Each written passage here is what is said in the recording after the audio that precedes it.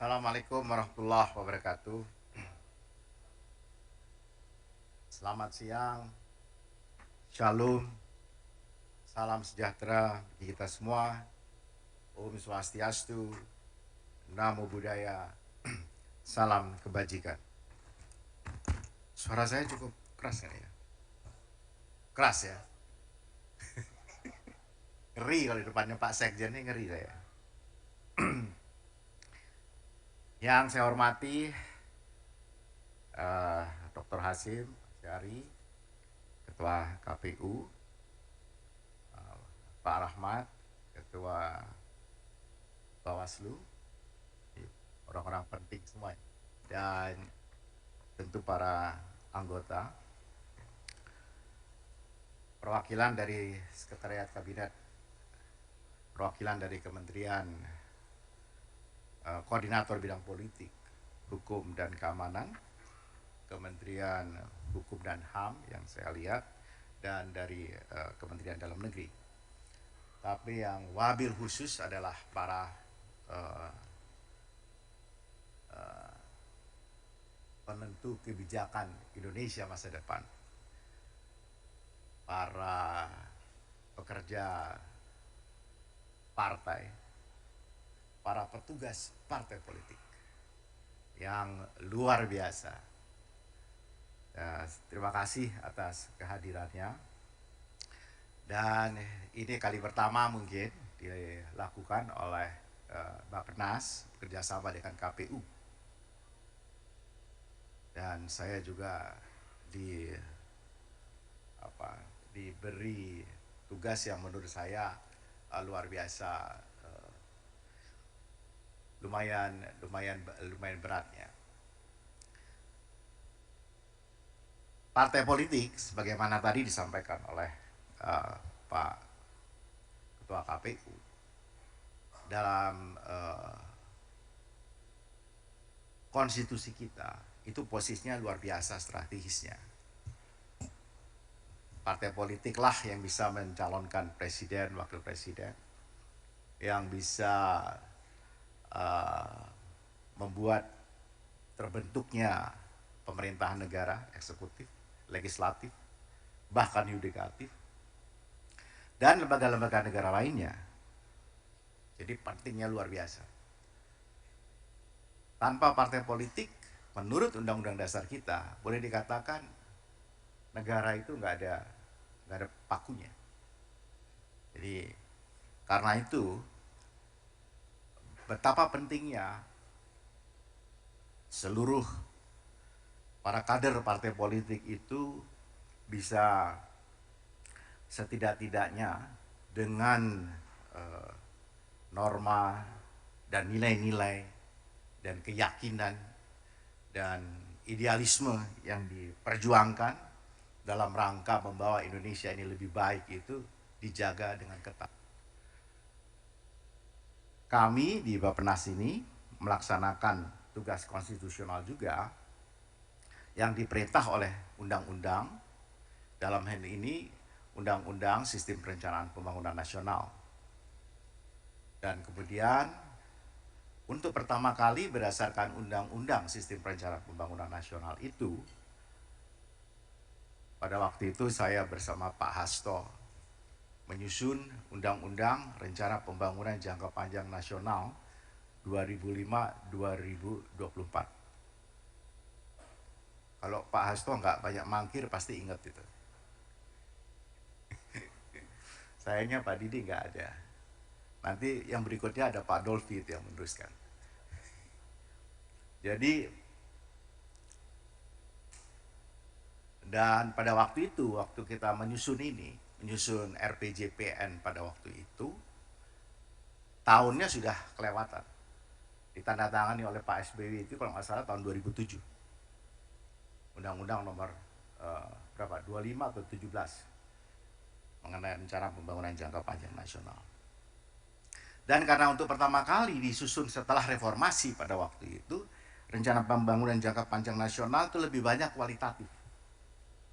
kualitatif dan terminologinya itu masih di bawah bayang-bayang garis-garis besar haluan negara. Sekarang berdasarkan hasil dari evaluasi, review, masukan termasuk dari partai politik dan pengarahan dari Bapak Presiden, kami menyusunnya lebih numerik. Angka-angkanya itu lebih ada, lebih bunyi. Dan bahkan oleh DPR dalam hal ini adalah Komisi 11 sebagai counterpart dari Bappenas itu meminta kami menyusun untuk lebih detail di dalam RPJMN 5 tahunnya. Dan alhamdulillah kami telah mencoba menyusunnya sedemikian rupa. Karena itu, kalau yang lalu-lalu untuk menyusun indikator itu sifatnya hanya single atau komparatif gitu. Atau paling enggak trajektori gitu. Apa boleh buat sekarang indikatornya itu lebih bersifat komposit. Jadi diindeks secara komposit. Jadi kalau kita lihat kemiskinan, kompositnya apa menjadi bukan hanya soal jumlah orang miskin. Itu satu saya kira yang penting yang saya perlu sampaikan di dalam penyusunan ini. Dan mudah-mudahan sesuai dengan keinginan kita semua. Kemudian juga untuk pertama kali kita ingin membuat undang-undang ini, bukan undang-undang, RPJPN ini itu selaras sampai di tingkat kabupaten kota. Seperti tadi disampaikan oleh Pak Hasim. Jadi sinkronisasi itu sangat diperlukan ke depan. Karena kita tidak ingin ada sesuatu yang kemudian tidak lekat, tidak berurutan. Banyak program-program nasional yang memang dilaksanakannya tentu secara spasial itu di daerah, nggak mungkin dilakukan di Jakarta, apalagi yang akan datang. Jadi pasti dilakukan di tingkat paling penting dalam hal spasial. Karena itu sekali lagi apa yang akan kami sampaikan secara teknokratik ini semata-mata adalah merupakan akumulasi dari kerja-kerja seluruh anak bangsa sedemikian rupa, lalu kita mencoba memilah-milah, menentukan dan kemudian kemana arah yang akan dicapai oleh bangsa ini. Tadi saya katakan bahwa kita mulai juga dengan tahun ini dengan bentuk angka-angka. Pembangunan itu tidak hanya pembangunan ekonomi, itu sudah jelas. Tetapi untuk mengatakan bahwa kita sudah di posisi mana, pasti secara numerik kita sudah harus juga bisa mengukur hari ini. Untuk membandingkannya dengan negara lain, apakah kita itu maju atau tidak? Apakah kita tingkat lajunya lebih baik dari mereka atau tidak? Nah, kita menggunakan instrumen itu dengan pembangunan ekonomi. Tetapi pembangunan nasional itu tidak semata-mata pembangunan ekonomi. Jadi kalau nanti disampaikan misalnya kita akan menjadi negara maju dengan tingkat pendapatan rata-rata seperti negara maju, dan bagaimana cara mengukurnya, itu kita ukur secara komposit. Jadi tidak bisa kita hanya pokoknya begitu, tidak bisa. Nah karenanya maka angka yang kami sampaikan ini kami panggungkan hari ini itu memerlukan sebuah daya kreasi yang luar biasa, yang besar, yang ruang-ruang itu akan diisi oleh partai politik. Partai politik yang akan memilih pilihan-pilihan secara tegas apa yang kira-kira lebih penting sehingga mencapai indeks komposit yang kita inginkan. Pasti cara pandang itu akan berbeda antara partai politik. Tetapi setidak-tidaknya kita punya clue nasional yang akan memastikan langkah kita itu uh, serentak dan bersama-sama.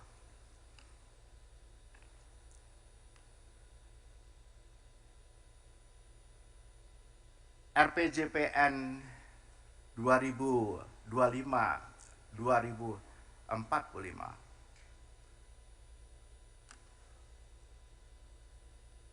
kami menggunakan istilah yang secara teknokratik mudah-mudahan dapat difahami. Pertama, kita akan memulai dengan apa saja yang telah kita capai hari ini. Yang telah kita capai hari ini dari sekian kegiatan pembangunan yang telah dilaksanakan oleh bangsa. Kita tidak mengatakan bahwa di luar ini tidak ada, pasti ada. Tapi kita ingin menampilkan saja sesuatu yang lebih outstanding. Dan data-data ini semua ada, tersedia, bukan direka-reka. Ini apa yang kita peroleh hari ini. Ada yang menyenangkan dan ada yang memang belum sampai pada yang kita inginkan. Kita memiliki satu saja yang paling membanggakan buat kita. Kalau dihitung dari gross national income pada tahun 2001 kita sudah naik itu lebih dari 6 kali. Ya, sampai dengan 4.580. Gross national income itu artinya adalah dari yang dihasilkan, seluruh produksi yang dihasilkan di negara ini oleh setiap orang tanpa mengetahui negara warga negaranya, dikurangi yang dikerjakan atau atas nama non Indonesia, ditambah dengan yang dilangsungkan dikerjakan oleh atas nama Indonesia, warga negara Indonesia atau badan hukum Indonesia di luar wilayah Indonesia. Dan angka gross national income ini tentu sifatnya dinamis sekali. Dan untuk menjadi perhitungan nanti di dalam apa yang disebut dengan middle income trap, itu juga middle income, itu juga angka yang dinamik. Kemudian jalan umum yang cukup panjang, bendungan yang luar biasa yang kita telah bangun. Sampai dengan 2014 ada 6,39 miliar kubik besarnya di seluruh Indonesia. Dan dengan 2022 itu bertambah menjadi 16, atau hampir 17 miliar kubik. Luar biasa. Bendungan ini tentu akan diikuti dengan misalnya irigasi primer, sekunder, dan tersier. Nah itu kalau kita mau lihat koneksinya dengan APBD di provinsi, APBD kabupaten kota, dan seterusnya.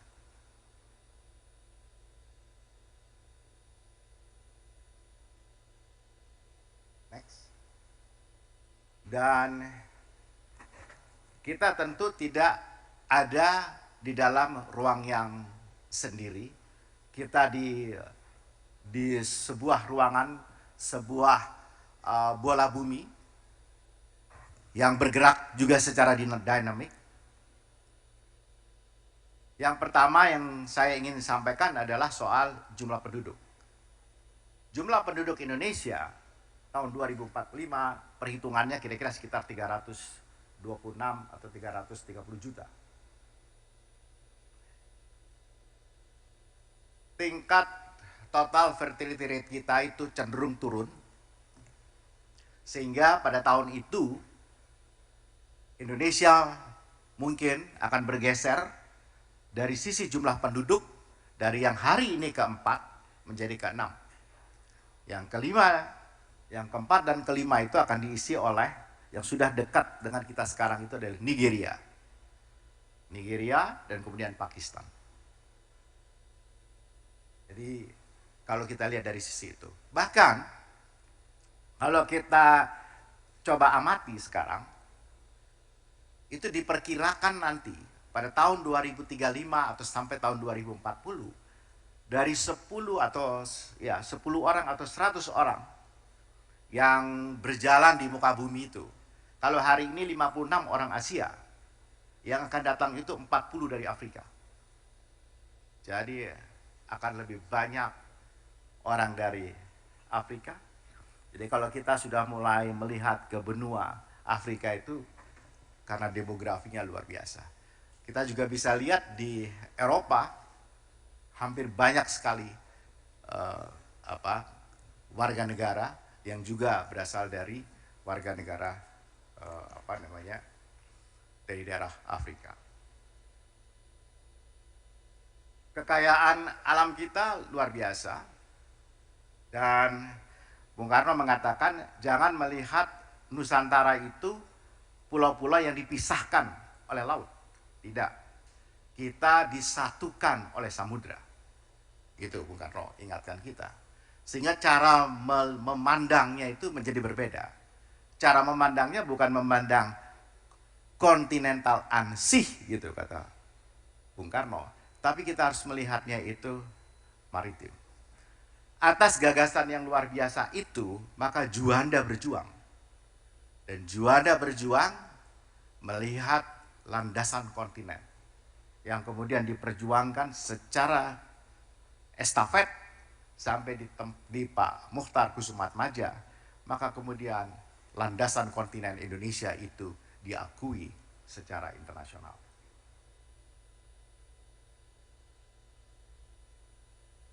Saya kira ini bahan semua nanti akan disampaikan kepada ya, baik terutama secara digital aja. Itu mungkin lebih menarik. Oh, Pak Sekjen sudah dikirim. Sudah dikirim semua. Sudah diperintah. Ngeri kira.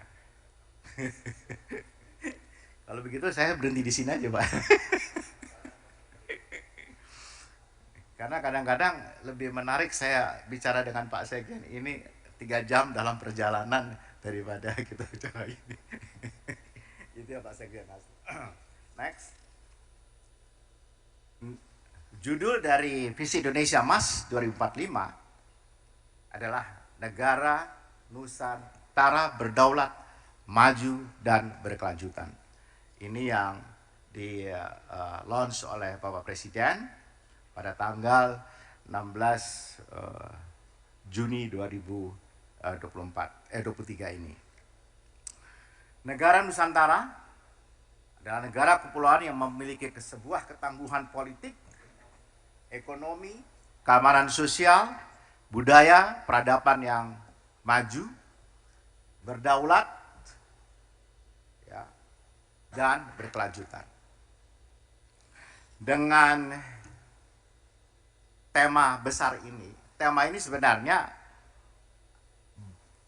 berpangkal dari visi abadi Indonesia yang sama-sama saya kira setiap kader partai politik pasti paham yang dimaksud dengan visi abadi Indonesia yang termuat di dalam alinea keempat Undang-Undang Dasar.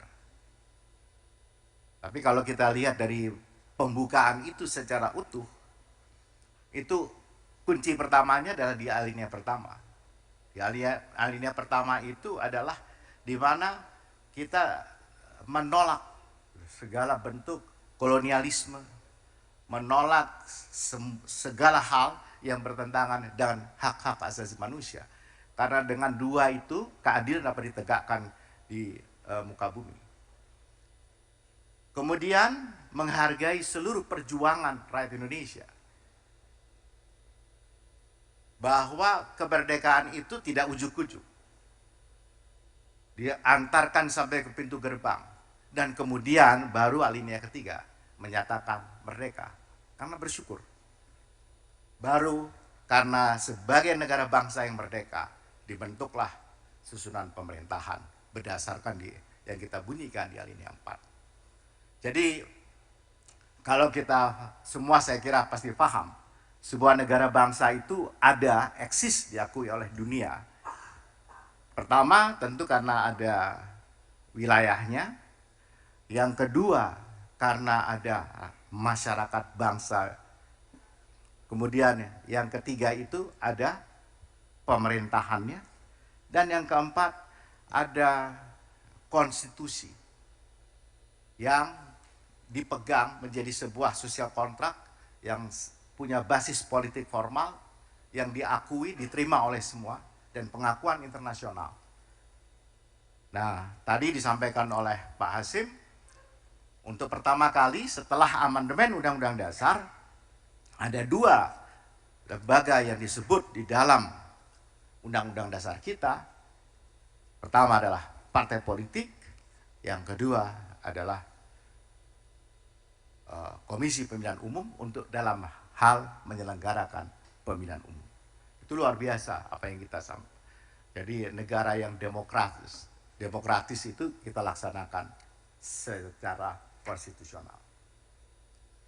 Di dalam seperti saya sampaikan tadi, RPJPN ini, ya, Visi Indonesia Emas ini memiliki 5 sasaran, ada dengan 8 misi pembangunan, 17 arah, kemudian 45 indikator utama, yang ini merupakan indikator komposit, dan bawahnya itu ada ratusan indikator, yang nanti kita bisa uji pada waktu di RPJMN yang di 4 tahunan itu. Ya, next. Nah, banyak yang bertanya kepada saya, Pak Arso, apakah memang kita bisa mencapai 30.000 US dollar per kapita pada tahun 2045 secara GNI? Ya, pertanyaan yang sama seperti kita hadapkan pada Indonesia dari tahun 2001 setelah kita terprosok di tahun 97-98 dengan hanya 710 US dollar. Dan sekarang kita di 4.700 US dollar. Kami berharap tahun 2024 ini, tahun yang akan datang, kita bisa mencapai 5.500. Dan mudah-mudahan pertumbuhan ekonomi kita juga bisa lebih baik, ya, karena potensi untuk itu sudah ada. Yang paling penting yang kita ingin benahi adalah kontribusi dari sektor industri manufaktur yang angkanya hari ini cenderung menurun. Yang berikutnya soal kemiskinan. Kemiskinan ini kita juga akan menghitungnya seperti dalam bentuk komposit. Jadi bukan hanya jumlah orang miskin yang menurun, tetapi kita juga hitung dari daya belinya, dari prasarana-sarana yang ada, yang terlengkapkan kepada masyarakat itu, dan seterusnya. Kemudian jaminan-jaminan yang dimungkinkan, lapangan kerja, dan seterusnya. Jadi tidak hanya kita lihat dari sisi kemampuan pengeluarannya.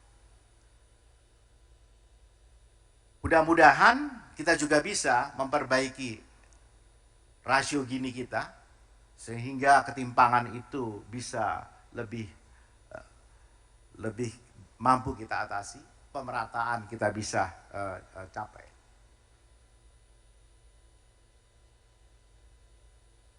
Human Capital Index yang akan kita pakai, selama ini sekarang kita menggunakan Human Development Index. Kalau Human Development Index itu dia kompositnya ada dari lama sekolah, tingkat harapan hidup, dan kemudian daya beli. Tetapi dengan bergeser ke Human Capital Index, itu dia lebih cenderung intensitas dan kapasitas setiap orang Indonesia seperti apa. Itu akan jauh lebih penting ke depan. Kita berharap karena triple planetary crisis yang kita hadapi hari ini itu dihadapi oleh semua negara-negara di dunia. Kecenderungan biodiversity yang mulai menghilang, kemudian adanya polusi yang mengembung di banyak kota-kota di dunia, dan perubahan iklim. Semuanya ini ujungnya kalau bagi kita di Indonesia dan kemudian juga diterima secara internasional adalah bagaimana intensitas emisi gas rumah kaca itu bisa kita turunkan. Kita bersyukur salah satu sasaran pembangunan yang mampu kita kita peroleh itu adalah di gas rumah kaca. Next. Kalau kita baca ini seakan-akan programnya itu ada 5 ini. Tetapi cara membacanya adalah, pertama kita punya 3 sebenarnya agenda transformasi. Transformasi sosial, ekonomi, dan tata kelola.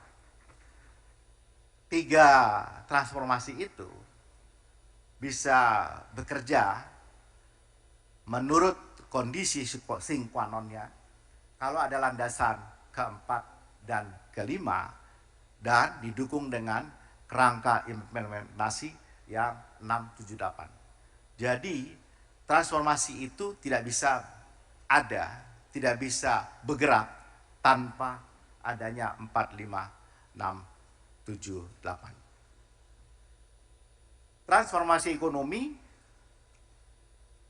banyak agenda di sana. Next. Transformasi sosial juga banyak agenda di sana.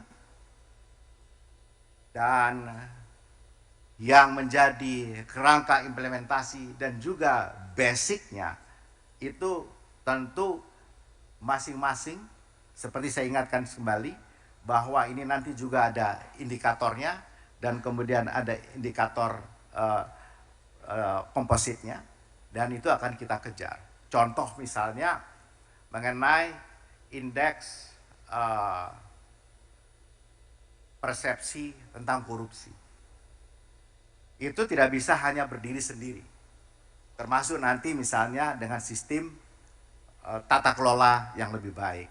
Misalnya dengan manajemen risiko pembangunan seperti apa. Kemudian tingkat pendapatan atau single salary yang kita usulkan dari Bappenas ini dan seterusnya. Itu nanti kita akan bisa lihat seperti apa. Kalau kita bicara misalnya kemudahan untuk berusaha, itu apa saja yang perlu kita penuhi. Dan, kemarin saya bertemu dengan Sekjen OECD, kami diundang, mereka ingin bertanya kepada Indonesia mengenai soal aksesasi menjadi anggota OECD yang prosesnya memang panjang. Mungkin tidak bisa 2 tahun, 3 tahun. Mungkin agak lama, karena banyak hal yang mesti kita penuhi. Tapi yang menarik adalah semua indikator, semua indeks komposit yang kami tawarkan, itu bisa menjadi salah satu dan klop inline dengan indikator-indikatornya OECD.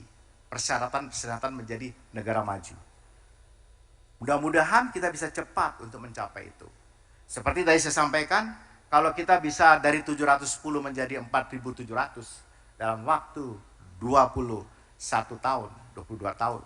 Masa dalam waktu 20 tahun kemudian kita tidak bisa dari 5.500 misalnya menjadi minimal di 20.300 atau bahkan ke 30.300. Angka ini penting sekali karena kita ingin keluar dari jebakan middle income. Sebagai negara yang dengan tingkat pendapatan menengah, kita sudah 30 tahun di sana. Sudah cukup lama. Cina hari ini juga masih di upper middle income, tapi angkanya di 12.000. Angka middle income itu berdasarkan JNI-nya itu seperti saya sampaikan tadi, itu bukan angka yang statis, tapi dia dynamic. Sekarang angka itu menjadi angka 13 ribuan, 13.700. Hitungan kami secara teknokratik, pada 20 tahun yang akan datang, angka di middle income itu kira-kira di sekitar 17.000 sampai 19.000. Maka Indonesia minimum pada tahun itu harus di atas 20.000. Nah, itu yang penting buat Pak Dolfi itu. Karena kalau dengan Pak Dolfi itu, Pak Sekjen, saya itu dicecer dengan pertanyaan yang sangat detail, Pak. Ya, seperti dulu kita mencecer menteri-menteri itu dulu. Sama, Pak. Kelakuan nggak jauh, Pak. Sama. Landasan transformasi, saya kira hukum berkeadilan, stabilitas ekonomi makro, itu prasyarat-prasyarat yang mesti tersedia ada. Kemudian kerangka implementasinya, kita mewujudkan soal keberlanjutan, kesinambungan, dan seterusnya. Ini adalah 17 arah pembangunan yang kemudian nanti diikuti dengan 45 indikator utama. Next. Ya, ini saya kira saya nggak perlu lagi. Next. Nah, saya mau berhenti, mulai kita lihat sama-sama. Soal yang saya katakan bahwa pembangunan itu bukan hanya pembangunan ekonomi. Status kesehatan kita hari ini relatif masih rendah. Angka kematian ibu masih tinggi. Stunting masih tinggi. TBC masih nomor 2 di dunia. Kusta peringkat ketiga di dunia. Ya. Kusta itu ada di Bekasi. Di Muara apa kemarin itu? Muara Gembong. Gitu. Itu berarti hanya berapa kilo dari Jakarta. Angka Arnold daya tularnya itu kira-kira 12 sampai 17. Jadi artinya kalau ada satu orang sakit itu, peluang kemungkinan orang di sekitarnya terkena itu 12 sampai 17 orang. Untuk kusta. TB, kenapa menjadi naik angkanya? Karena kemarin Kementerian Kesehatan menggunakan preparat yang sama untuk menguji dan mengejar ya, masyarakat yang diduga dan akhirnya angka itu menjadi lebih jelas. Jadi biasanya kita itu nomor 2, nomor 3 angka insidensinya. Nah, sekarang kita sudah bisa tahu di mana. Ini penting sekali. Sistem kesehatan kita yang hari ini lebih banyak ke kuratif, tentu harus preventif dan promotif. Mengenai cerdas dan terpelajar, ini mana Pak Ami? Ada Pak Ami nggak? Saya ngeri-ngeri sedap ini mau menyampaikan. Tapi itu datanya kan, mengenai rata-rata dari IQ Indonesia, orang Indonesia. Rata-rata IQ kita itu rendah. Tapi kalau di ruangan ini saya yakin pasti semuanya di atas 100.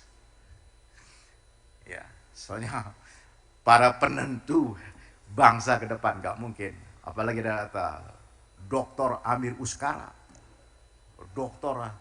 Hasto, luar biasa sih. Itu udah membuktikan, Pak. Skor PISA kita itu kemarin juga ditanya di UICT, ya, mereka akan membantu kenapa kok kita rendah. Tapi kalau kita lihat Jogja, Jakarta memang tinggi. Ada beberapa kota readingnya kita juga agak lemah. Next. Ini yang saya sampaikan tadi mengenai soal transformasi. Jadi transformasi ekonomi kita, kalau kita tidak hanya mereform, itu kita tidak akan mampu untuk mencapai 9,8 triliun US dollar. Kita punya total GDP yang hari ini baru sekitar 1,2 triliun US dollar. Mudah-mudahan kalau kita menggunakan apa yang kita capai dari 2001 sampai 2022, itu setidak-tidaknya angkanya sekitar mendekati 7 triliun US dollar. Kalau trajektori itu aja yang dipakai. Tapi seperti saya sampaikan, kita tidak bisa hanya dengan trajektori, tidak bisa dengan angka-angka yang diperbandingkan. Kita akan bicara di 2025-2029, itu yang lebih dekat. 2025-2029 yang sudah sebentar lagi, dan itu akan ditentukan oleh ibu-ibu dan bapak-bapak dan semua generasi yang ada di ruangan ini, para pekerja politik, petugas partai politik yang akan mendesain seperti apa pilihan-pilihan opsi kebijakannya pada tahun 2025-2029. Di mana paling tidak kisaran pertumbuhan ekonomi kita harus di atas yang hari ini. Harus bisa rata-rata 6%. Kalau Pak Amir Uskara suka kasih naik, tapi kadang-kadang pas diketok turun. Karena palunya terlalu berat. Dok. Jadi target sama asumsi dianggap sama. Saya suka menyampaikan kepada teman-teman di Komisi 11, beda sekali cara memandang Bappenas. Kalau Bappenas, ini saya enak duduk di sini, Pak Dolfi. Jadi saya bicara kan, nanti di sana saya dikepret lagi, saya balik lagi. Jadi kalau kami di Bappenas itu target, sasaran yang harus dicapai. Sementara kalau di Kementerian Keuangan itu asumsi. Karena asumsi itu nanti menghitung, saya nggak tahu kalau sudah sampai di sana ilmunya, menghitung untuk, karena asumsi pertumbuhan ekonomi dan inflasi itu larinya ke penerimaan negara, pajak. Padahal tidak harus seperti itu. Supaya target pertumbuhan atau bicara sasaran pembangunan tetap adalah sesuatu yang akan kita kejar gitu. Bukan yang kita jadikan patokan dasar sebagai asumsi untuk yang lainnya. Jadi kalau sasaran pembangunan dijadikan komposit di asumsi makroekonomi, itu menjadi beda, bunyinya itu jadi beda. Nah, kisaran pertumbuhan memang harus 5,6 sampai 6,1. Itu prasyarat kalau menurut saya, hitungan teknokratik kami di Bappenas. Kalau pertumbuhan ekonomi di 2025 ke 2029 itu rata nggak sampai di angka ini, kami khawatir cita-cita tadi melepas middle income trap pada tahun 2045 saja itu tidak tercapai. Jangan sampai itu terjadi. Apakah kita punya potensi? Kita punya potensi. Saya sering mengatakan potensi ekonomi kita luar biasa. Tapi angka ekor kita terlalu tinggi. Untuk setiap pertumbuhan 1% kita memerlukan 6% dari GDP. Padahal kita punya investasi, rasio investasi terhadap PDB kita sudah di atas 30, mendekati 30. Jadi karena ekornya itu terlalu tinggi, maka tumbuhnya itu hanya di 5%. Coba kalau ekornya kita balik 5, tumbuhnya kan 6%. Tapi karena ekornya 6, ya tumbuhnya 5%. Nah ini sesuatu yang memang harus kita perbaiki. Bagaimana caranya? Silakan partai politik memilih opsi-opsi kebijakan yang lebih pantas, lebih kuat, dan yang lebih banyak didorong supaya itu tercapai demi mempercepat tingkat kesejahteraan. Next. Ya.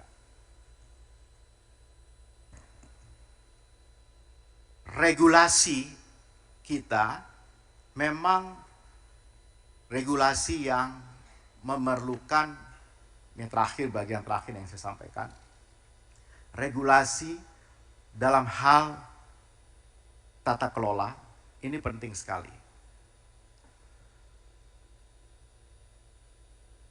Dari kabupaten, provinsi sampai di tingkat nasional, kita itu punya 27.000 lebih, 27.400 data center.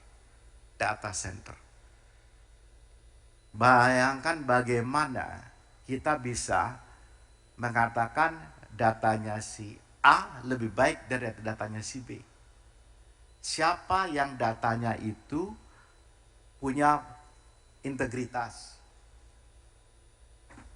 Nah, ini saya bicara data saja.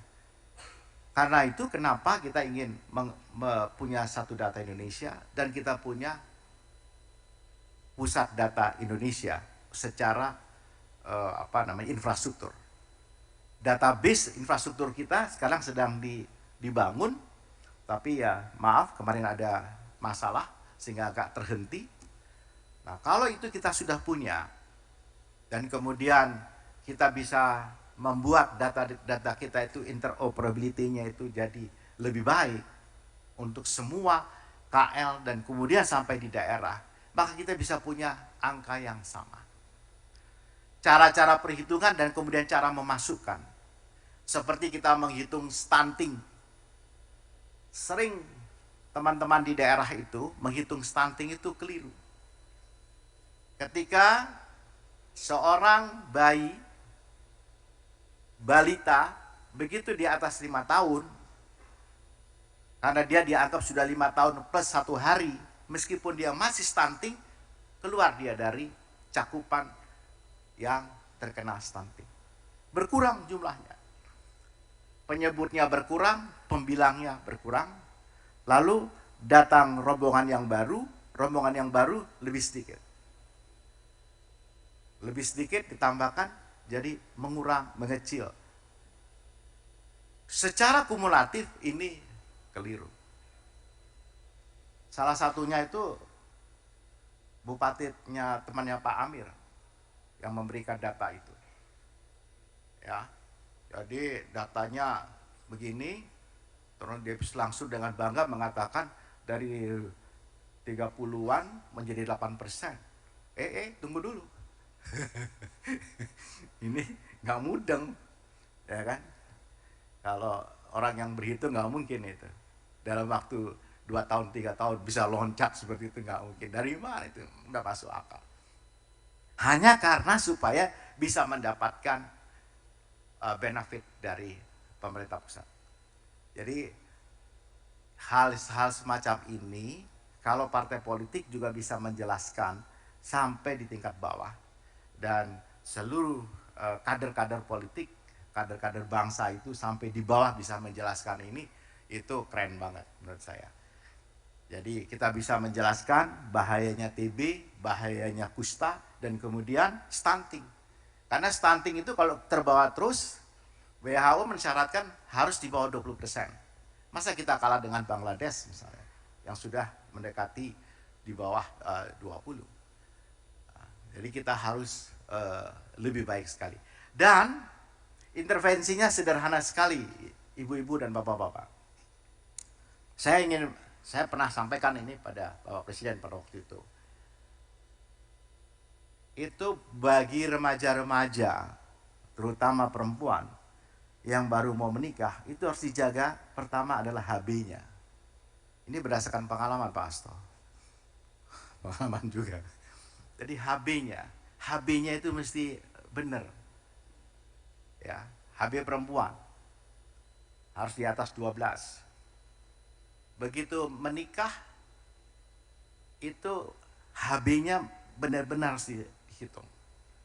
Karena dari HB yang rendah itu potensi waktu hamil, kekurangan gizi dan seterusnya itu luar biasa. Nah, untuk itu maka diperlukan protein hewani. Nah, protein hewani yang paling sederhana adalah telur ayam. Satu telur ayam itu mengandung 11 gram protein. Pak Amir Uskara sudah lupa dengan rumus ini. Padahal dia sekolah kedokteran masyarakat. Hampir jadi dokter, sekarang jadi dokter politik. Nah, jadi itu 11 gram. Satu hari diperlukan 44 gram protein. Jadi, kalau 1 kilo telur itu isinya 16 butir, dan harganya 25.000 atau 40.000, ya, kalau dibilang 2 kilo aja, itu udah cukup untuk 1 bulan. Dan harganya antara 50 sampai 80.000. Nothing. Itu selamat semuanya. Itu yang disampaikan oleh Bung Karno. Bahwa bangsa itu bergantung pada perempuannya. Rusak perempuannya, rusak bangsanya. Betul Pak Asto? Tepat. Nah, isinya itu. Itu karena soal gizi. Itu saya ingat itu cuplikan dari pidato Bung Karno soal gizi itu. Itu gizi itu di ibu-ibu kan ya. Di mbok-mbok dia ingat anakmu, gitu. Itu ya kira. Itu sesederhana itu. Nah, itu kita lupa. Jadi stunting tidak perlu terlalu jauh menurut saya. Kalau itu bisa diatasi. Dan mudah-mudahan dengan apa yang kami sampaikan hari ini, secara detail saya kira semua buku pasti dibagikan kepada teman-teman partai politik. Tinggal ruangan kreasinya menurut saya besar sekali, sangat besar sekali, bisa dilakukan. Dan ini untuk pertama kali kita melakukan ini dengan harapan itu terjadi sinkronisasi sampai di tingkat daerah, dan kemudian apa yang kita harapkan semua, keberlanjutan. Kalau ada yang mau dikoreksi sedikit ya monggo saja, tapi itu dalam rangka keberlanjutan. Begitu Pak Asto. Temanya keberlanjutan. Untuk menjaga konsistensi pembangunan. Pembangunan itu harus kita jaga. Ya, seperti Pak Jokowi sampaikan dan kita pasti semua setuju bahwa kita memulainya tidak seperti di mana? Di pompa bensin. Kalau di pompa bensin kan selamanya dimulai dari nol. Kalau ini kita tidak memulai dari nol. Saya akan berhenti di sini dan sekali lagi terima kasih atas kehadiran teman-teman. Saya juga kangen mau duduk di tempatnya Pak Amir itu. Ya Pak Amir ya. Dan sekali lagi kami terbuka kalau ada dari teman-teman ya Pak Hazim ya, dari partai politik memerlukan penjelasan yang lebih detail, lebih rinci di luar tanya jawab nanti ini, kantor kami terbuka karena ini di kantor negara, terbuka untuk siapa saja. Tapi sekali lagi apa yang kami sampaikan ini adalah sesuatu yang mudah-mudahan menjadi menjadi basis bagi semua partai politik dengan ruang kreasi yang seluas-luasnya untuk menjemput negara Indonesia yang lebih, negara Nusantara yang lebih hebat, lebih maju, berkelanjutan, dan berkeadilan. Assalamualaikum warahmatullahi wabarakatuh.